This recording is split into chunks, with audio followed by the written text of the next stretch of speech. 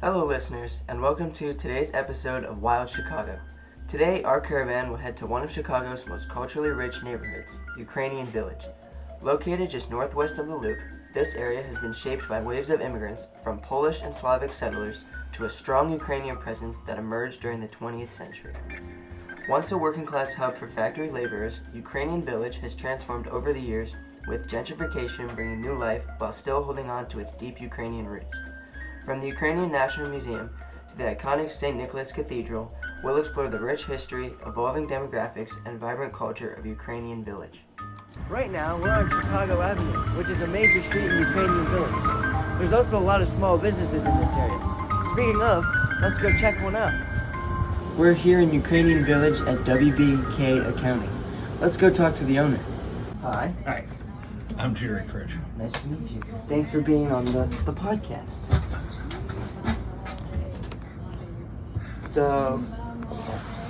So what brought you to Ukrainian Village?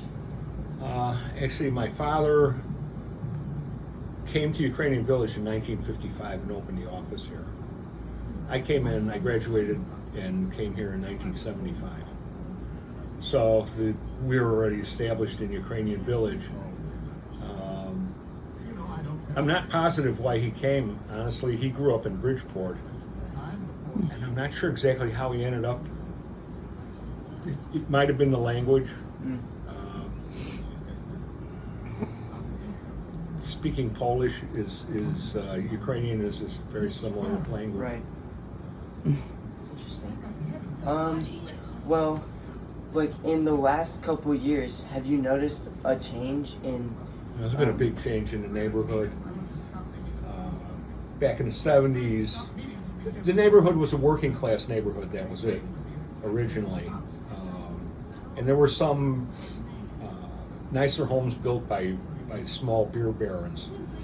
And then the neighborhood went down 60s, 70s. And then in the 80s, it started to come back. And so big changes. All you have to do is drive down the side streets, and you'll see condos everywhere. Businesses have changed. I think some of the locals have been forced out. Higher property taxes. But you have Mariano's and you have some nicer restaurants here. So in a way, it's lost some of its flavor, but it's improved. Families, not just young couples, but families moving into the neighborhood. So I suppose it's probably a little safer. So would you say like Ukrainian culture is like still a pretty big factor in the neighborhood today? A lot of Ukrainians who kept this neighborhood together in the bad times are gone. But yeah, it was a strong culture. The churches are still very important to the Ukrainian people. They support their churches.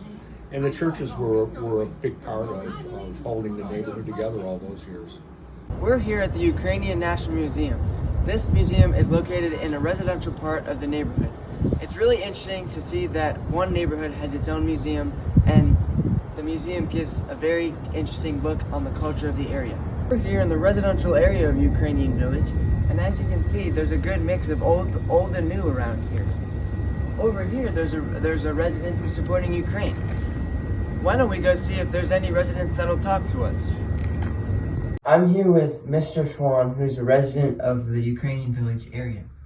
How long did you say you've lived in the area? Well, in a few weeks, it'll be exactly 22 years. Oh, that's exciting. Yeah. So since you've lived here, have you noticed any big changes in maybe like the culture or the residents or things like that? Yeah, actually, it was interesting. When we first moved in here, there were a lot of Ukrainians that lived on this street, mostly in like their 50s, 60s, and there's some that were in their 70s and 80s. But in the last 20 years, a lot has turned over. Unfortunately, a lot of that's because people have passed away. So it doesn't happen all at once. It happens very slowly, very gradually.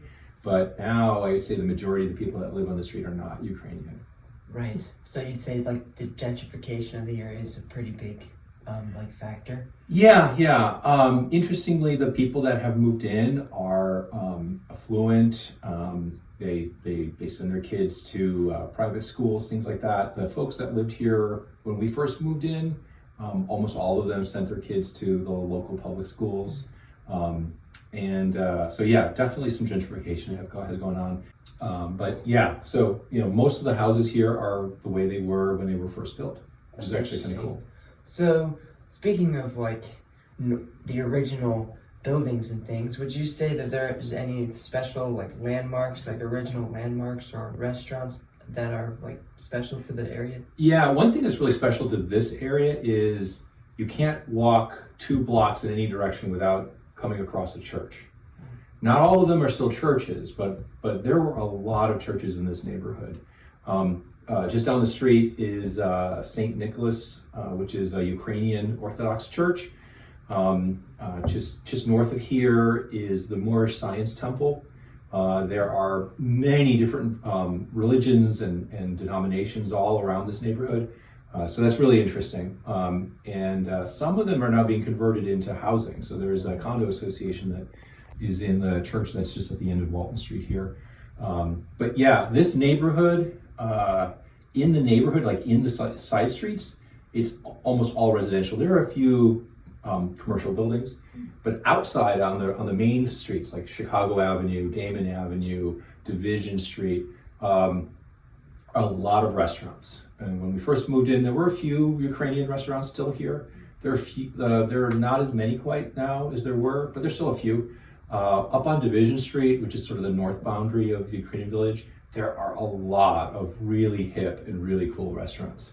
We live just south of Augusta here, so we're a couple blocks away, which is nice because we can walk to those restaurants, but we don't have all of the congestion of all the traffic that draws. Yeah. Do you have a favorite establishment, restaurant?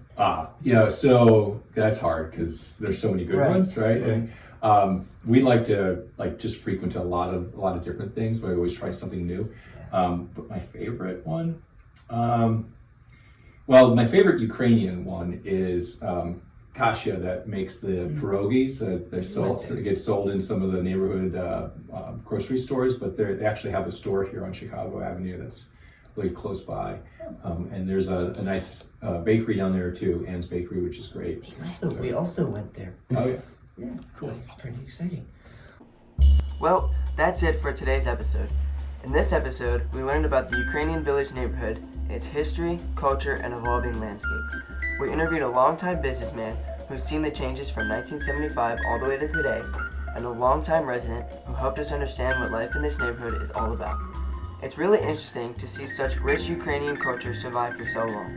With that being said, it's important to note the arrival of new cultures into the neighborhood, with gentrification playing a large part in the area's rejuvenation beginning in the 90s.